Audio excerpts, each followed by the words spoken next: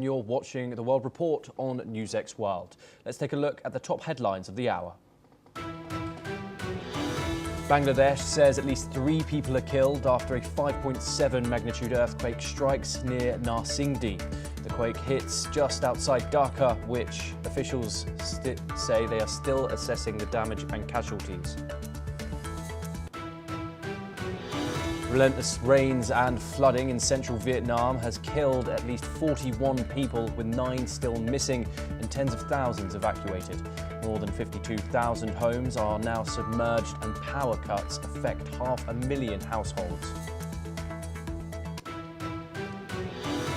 President Zelensky says he is ready to work with the United States on their vision for ending the war with Russia. The comment comes amid reports of a draft peace plan requiring big concessions from Ukraine, which Kiev has responded to with cautious diplomacy. A Russian strike on the city of Zaporozhye kills 5 people and injures 3 more, the regional governor has said. Images show buildings in flames and streets covered in debris after warnings of a guided bomb attack. China says trade cooperation with Japan is severely damaged after Tokyo's recent comments about Taiwan. Beijing urges Japan to withdraw the remarks, saying they undermine the political foundation of bilateral relations. The UK COVID inquiry finds a toxic and chaotic government culture delayed action and led to about 23,000 avoidable deaths. The report criticises Boris Johnson's indecision and rule-breaking inside Downing Street, calling his leadership deeply flawed. Gunmen in Nigeria abduct 52 students from a Catholic school in Niger State, local media reports.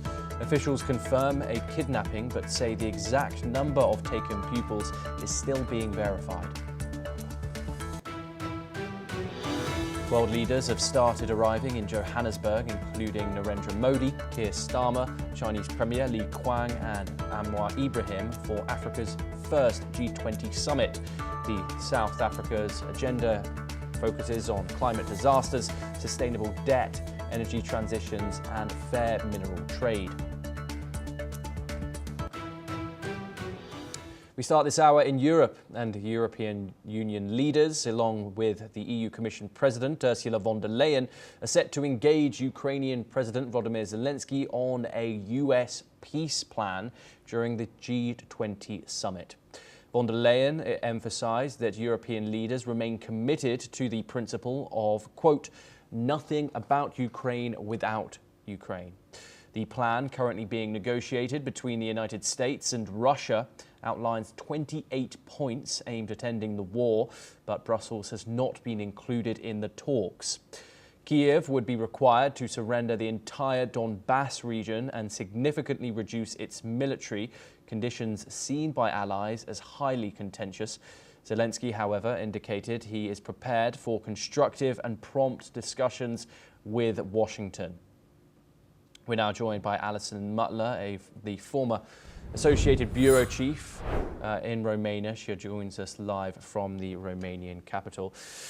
Alison, thank you very much for joining us as always. Pleasure to have you here on the programme. Let's first talk about Zelensky's attitude towards this peace plan proposed by the United States. Of course, throughout this conflict, both Europe and Zelensky have said that Ukraine doesn't want any concessions to its territory. This peace deal, however, would cede the likes of Crimea and the entire Donbass region to Russia. How do you see Zelensky negotiating this deal put on the table by the United States? Well, there's what Zelensky thinks in private, and there's what also Ukrainian lawmakers in the Rada, who would have to sign off or approve such a peace deal, think.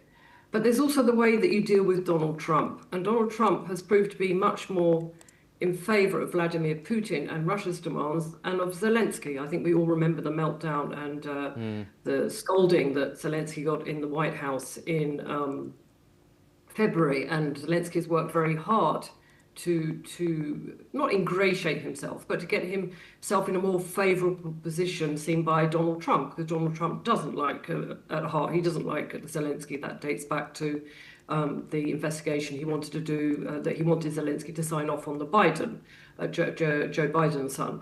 So he knows Volodymyr Zelensky, that he is at a disadvantage from the start. He also knows that Donald Trump has a thin skin. So he has to play the diplomatic card. He can't reject anything outright, even in private he does. And so he has to say, we'll consider this and we'll come back with a constructive response. He has to be seen to taking this peace plan, which has caused dismay in the European capitals. He has to be seen to be taking it seriously. By that, I mean also taking Donald Trump seriously, because Donald Trump wants to play a key role in resolving this 4-year war. So I think he's playing a diplomatic role, privately, of course, or even publicly, as we've seen from statements from European capitals. The plan is totally unacceptable and even naive at some points. It assumes that Russia will just be on its best behaviour and never be aggressive again. It's quite naive. It doesn't mention the hybrid war. It makes big territorial concessions, territory that Russia itself hasn't even seized. So it's very in favour. This blueprint is very in favour of Moscow. I think one diplomat said it might have actually been dictated by somebody in the Kremlin. Yeah. But Zelensky cannot be seen to sort of dismissing it outright. That would be political and strategic suicide for him. And the EU leaders and Zelensky are set to meet in G20. Of course, this is going to be top of the agenda to be discussed in their meeting. Do you think Donald Trump here and his administration is completely undermining Europe's completely undermining Europe as a continent with this plan? Absolutely. I mean, Donald Trump, the American administration, wants Europe to foot the bill for the defense. It says, I think Washington says that Europe can buy weapons from the United States, but he doesn't want Europe to play any role in the peace negotiations, even though Europe is the geographical area, the continent, which is most under threat of Russia. So Europe is being completely dismissed. But as with Zelensky, Europe cannot afford to be rude to Donald Trump, because, as I said, he is very sensitive. He has got a thin skin, so it has to deal with Trump in quite a diplomatic way, even though in private. I think that Europe is horrified at the way they've been left out of all the peace plan. But we knew from a long time ago that Donald Trump prefers to deal directly with Putin. Then he blows cold on Putin. Then he comes back to Putin. It is following a pattern. But Europe, yes, is in a weak position at this moment. But of course, with any peace deal, it has to be agreed by both sides. So this is just something, again, which is being thrown out. And we're beginning to see what Russia actually wants and its maximalist demand. So there is some advantage to that. We actually see what the Russian demands are. And, it has to be negotiated with Ukraine. And that also includes Europe, because Europe is under threat from further or potential Russia aggression. Yeah, indeed, Alison. Do stay with us as we have a further update coming out of the conflict. Zelensky is set to hold an urgent call with key European allies, including French President Emmanuel Macron, British Prime Minister Keir Starmer and German Chancellor Friedrich Merz. The call, scheduled for around 11 a.m. GMT, will discuss a plan aimed at ending the war with Russia. The plan has sparked concern in Kiev and across Europe, as it appears to support several of Moscow's maximalist demands. Officials say Ukraine and its European partners are scrambling to formulate a response, as the proposed settlement could have significant implications for the ongoing conflict. Alison, Zelensky, of course, here is in quite an awkward position, approaching this diplomacy softly.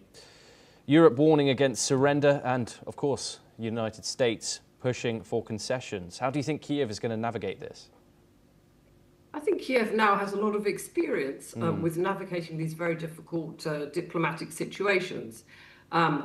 Kiev needs all the international allies it can get, and that starts with Europe, NATO members who aren't in the EU like Britain, but also Kiev does need the United States, which is why Zelensky has to tread so carefully. But it is very important that he be speaking today to Macron and Metz, because they are the two biggest countries, and Keir Starmer as well, and Britain. Those are the key European allies for the defence of Ukraine. I mean, obviously we have Finland and we have the Baltic states, but in terms of political clout, those are the three countries that count. And so he needs to keep them on sides. He needs to be very clear about what Ukraine requires to get to what he calls a just peace. But at the same time, as I said, however Donald Trump has behaved with this peace proposal, this blueprint for peace, it can't be rejected outright. So I think that Merz, the Germany, France and Britain and Zelensky will decide what kind of response to deliver to the United States and obviously in Russia to this peace proposal. Yeah, and Alison, do stay with us as we move from diplomacy to the battlefield. And Ukraine says that its forces are successfully holding defensive lines in the northern parts of the eastern city of Pokrovsk. According to reports, Ukrainian troops have been blocking Russian attempts to advance further towards the strategic logistics hub, which has long been the focus of intense fighting for months. Meanwhile, Russian forces have been pushing towards Pokrovsk, which Russia considers as the gateway to Ukraine's industrial Donbass region. As per the claims put forward by the chief of Russia's general staff, Russian troops had taken control of 70% of Pokrovsk, as well as the entire northeastern city of Kupiansk. On the contrary, Ukraine has swiftly denied these claims, emphasizing that its forces remain in control and are inflicting heavy losses on the enemy. Moreover, Kiev's 7th Rapid Response Corps have said that they are bolstering its forces, including the deployment of additional drone units to strengthen defences in the city. Alison, we are, of course, hearing contradictory statements coming out of the Russian and Ukrainian forces. However, mass reports of huge Russian advances in those big battles in the Donetsk and Luhansk and Pokrovsk as a key logistic hub seemingly emerging as this big battle. Ukraine, of course, has denied the claims that Russia is making, the advances that it is stating. How credible is this assessment of what Kiev is saying? Well, I think Russia has every interest to exaggerate or outright lie about its success on the battlefield. It's trying to impress Donald Trump. It's trying to impress its own domestic audience that we are making big gains, that we are fighting, that Ukraine is surrendering, that Ukraine will surrender, that it's falling, that we are a superior military force. But that's very much Russia. They want to portray themselves as the victory. I mean, this war is a huge failure for them. They're supposed to take Ukraine in a few days, and now we're almost into 4 years. So this eastern part and this Pokrovsk, which is a key logistics center, is very important for them. But as we've seen throughout the war, Ukraine has put up a very fierce defense, and they will not cede an inch of their territory unless they are outmaneuvered. So I don't believe Russia. Of course, Ukraine does have has its own interest to downplay what is happening. But what we've seen of Ukraine on the battlefield, they're very, very skilled and they're very, very determined. And Russia has every interest to lie on this to show that its battle plans are succeeding, both to its domestic audience, which is very important, but also to Donald Trump. Say, look, Ukraine's losing this war. There's just no point. Let's draw a line under it and let's get our maximalist demands. So it's important what Ukraine has said, that they've denied it, and it's clear they're fighting back very, very fiercely. Again, it would be good to have some international media or some UN or some independent verification, but I wouldn't believe what Russia says. Yes, Alison, thank you very much. As always, it's a pleasure to have you here on NewsX World. We now move over to the Middle East for our next story. And Israeli forces shot and killed 2 Palestinian teenagers during an overnight raid in Kfar Aqab, a town near Ramallah in the occupied West Bank. The victims were identified as Sami Ibrahim Makaisha, aged 16, and Amir Khaled al-Maruba, aged 18. According to the Palestinian Health Ministry, they succumbed to their wounds after being shot. The WAFA news agency reported that Israeli forces deployed on streets and rooftops in Kfar Aqqab before opening fire. The Israeli military deferred comment to the Israel Border Police, which has not yet responded. The raid is part of a broader escalation of violence in the West Bank, even after a Gaza ceasefire took effect. Tensions have surged with increased military operations and settler attacks, such as recent fires set by settlers in Huwara and Abu Fala. According to reports, 6 Palestinian minors under the age of 18 have been killed by Israeli forces in the West Bank so far this month. Joining us now is Yossi Kapawasa. He's an Israeli intelligence and security expert, and he joins us live from Tel Aviv. Yossi, thank you very much for joining us here on the programme. Thank you for having me. Of course, a 16-year-old killed by Israeli forces in the occupied West Bank near Ramallah. How much can we trust that Israeli forces were indeed eliminating a threat here from a 16-year-old? Well, usually this is the case. Usually when there are all kinds of operations to apprehend terror activists, there are all kinds of disturbances, and some youngsters try to hit the soldiers that are trying to carry out the apprehension of the terrorists. I don't know exactly what happened in Kfar Aqqab, but by the way, Kfar Aqqab is part of Jerusalem. It's near Ramallah, but it's part of Jerusalem. Okay. And that's why it was referred to the border police, because they are in charge of this area. But anyhow, we wait, just like you, to hear from them about what exactly happened. So I cannot be more knowledgeable than they are. What we do know, Yossi, about the incident is that the two were, one was 16 and one was 18. Do you think this required lethal force, given the strength of the Israeli military? I mean, they have the top gear. Did this require lethal force, do you think? Well, it depends on the situation. It's very difficult to judge it from back home.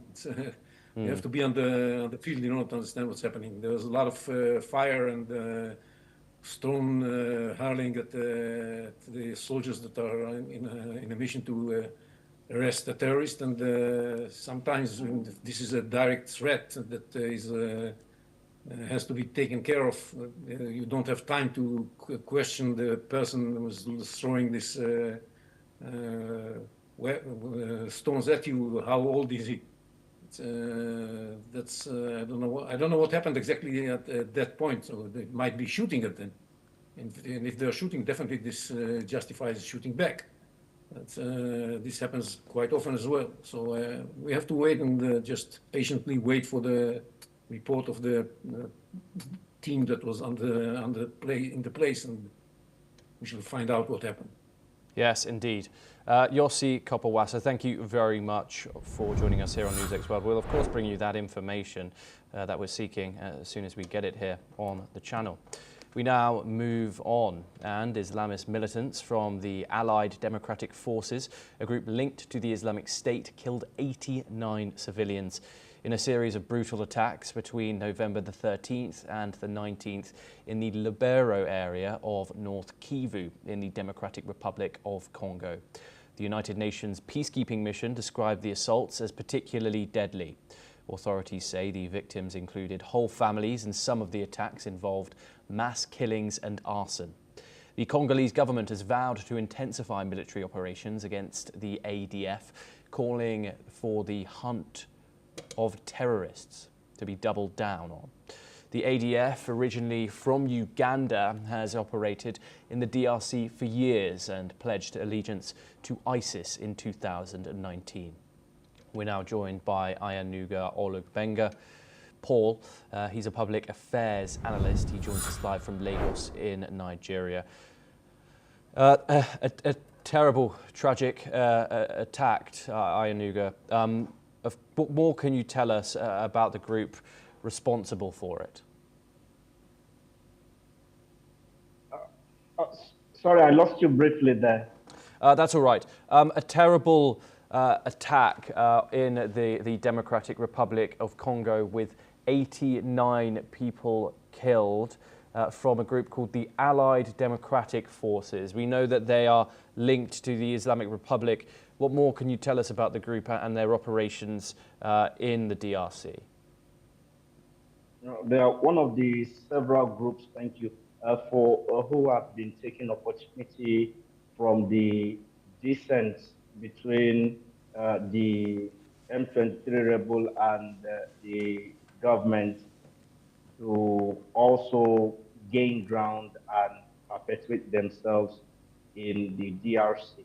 And I think they are one of the people that the M23 rebels are alluding to, that if this rebel group continues, local rebel group continue to wreak havoc, then the road to peace is still very long. Because despite the signing of the agreement on November 15, there are a lot of contentious issues that are yet to be resolved, that are under negotiation. Out of the 8 pillars of peace roadmap, only 2 are being agreed on, but not yet implemented. And the only 2 that have been implemented is the Joint Oversight Committee to adjudicate on disputes and monitor the implementation, and then the return of refugees and internally displaced people. But what is making that really hard is all these groups who are also springing up, that apart from the M23 rebel, both the government and the M23 rebel have to contend with, because all of them are local warlords, if I have to call it that, in the region, and they are also acting to get a piece of the pie, a piece of the action, and probably that if they show themselves threatening enough, maybe they would also be invited to the negotiation table. But it is really a terrible situation, because it is the civilian population that will suffer the effect of the attacks by these various groups that are springing up, and it will also slow the pace of progress in the negotiation between the main government, army, and the M23 rebel. Yes, Ayanuga, do stay with us as we have further updates coming out of the DRC for our next story. The M23 rebel group says that discussions with the Democratic Republic of Congo government in Doha will continue in the coming weeks, despite violations of a ceasefire. The group's chief negotiator, Benjamin Mbombina, says that the talks will focus on key issues, including humanitarian access, judicial guarantees, and the modalities for the release of prisoners. He also warned that the ongoing clashes with local armed groups could threaten the implementation of the peace framework agreement. Meanwhile, Congolese spokesperson Patrick Muyaya earlier said that Kinshasa will not cede any territory in the Doha negotiations, and also stressed that the country's territorial integrity is non-negotiable as the government remains committed to restoring peace in the east. Once again, joining us is Ayanuga Olugbenga Paul. Thank you very much for joining us once again. How close, if at all, are we to a solidified peace deal here? Of course, the Congo has rejected these territorial concessions voted by the M23. How far along are we to a final deal? I think we are still a long shot away from a final deal, with the body language and rhetorics from the central government. Of course, no government wants to lose any territory at all, especially a territory that is most economic viable, knowing fully well that the loss of that territory is a loss of revenue, and with it a lot of power to the government. So it is understandable that the government, as quoted in the statement by Muyaya, don't want to lose any territory. But then the M23 rebel too, who have firmly secured the territory would not want to give it up. So if we want to be realistic and not play politics with the lives of the civilians who are trapped in the crossfire between the government and the M23 rebel forces, if you ask me, I might not be correct, but I will say let only people who want to stay together as a country be a country. Let those who want to go go. It is the laziness of ideas and ideals that is making many African governments and government leaders to fight for territories that are rich in resources because they do not have other means to generate funds. There are so many countries in the world who do not have what we can term natural resources or materials under the earth that they can tap for money. But you see many of those countries doing well and even being among the top 10, top 20 wealthiest country in the world because the leadership in many of those places are rather than depending on raw materials, are Yes. making good use of technology, their brain to be the clearinghouse of all of these raw materials at the end of the day. So I don't see any peace being achieved, at least not this year. If at all there is going to be any tangible progress, we look to 2026 and beyond. But the issue of ceding of any territory is going to be a very contentious issue that will drag this discussion for a long time because the rebels who are in firm control of Bukavu and Goma, I don't see them releasing that Yes. territory which they have already gotten. The government does not want any part of the Congo to be balkanized again, but will they be able to take back the territory that is currently under the control of the Okay. rebel? That answer I do not know. But what I know is that in the process of trying to take back, then the ceasefire agreement will continue to be breached and a lot of civilian casualty will continue to get recorded. But I hope that the M23 rebel and the government will both be sincere with themselves and in the interest of Okay. peace and preserving the life of their citizens, find a common ground at the end of the day. Yes, Ayanuga Olugbenga. Paul, thank you very much for joining us here on NewsX World. It's a pleasure to have you and get your insight on those events. We now move on, and students have been abducted from a Catholic school in central Nigeria by armed gangs, as per reports.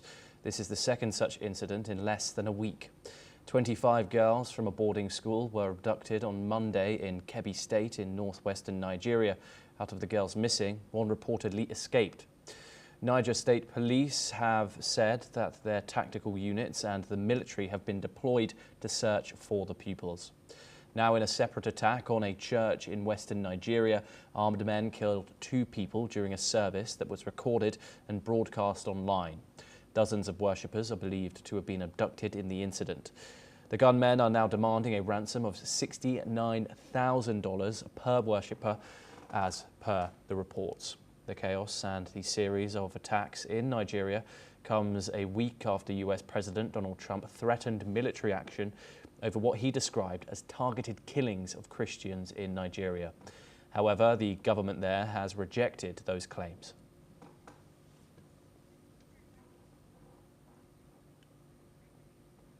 Well, that's all that we have time for.